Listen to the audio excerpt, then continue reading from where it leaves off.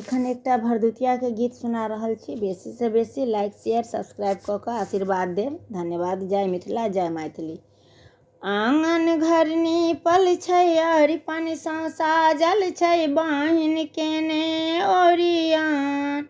भैया यौ अबियौ ने जल्दी सँ गाम बहिन केने छथि ओरियान।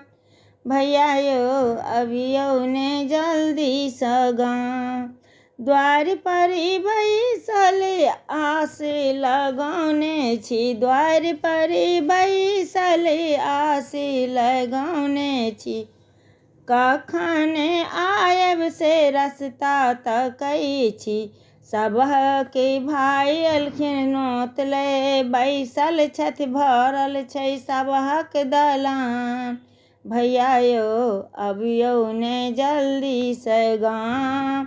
सबहक भाय आयल छथि नोत ले बैसल छथि भरल छनि सबहक दलान। भैया यौ अबियौ ने जल्दी से गाम। आंगन घर नीपल छै अरिपन सँ साजल छै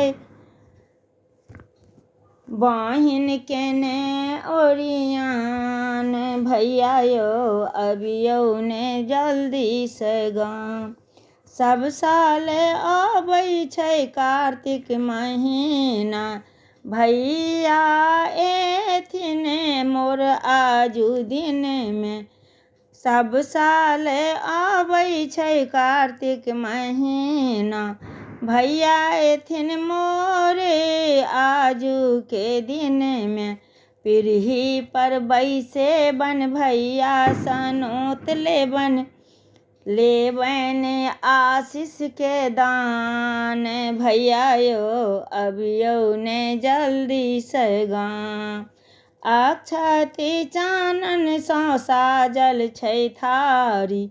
कुम्हर के फूल संगे पान सुपारी। अक्षत चानन सँ साजल छै थारी। कुम्हर के फूल संगे पान सुपारी। अकुरी मखाना छै सिक्का रुपैया छै ई सब छै मिथिला के विधान। भैया यौ अबियौ ने जल्दी से गाम।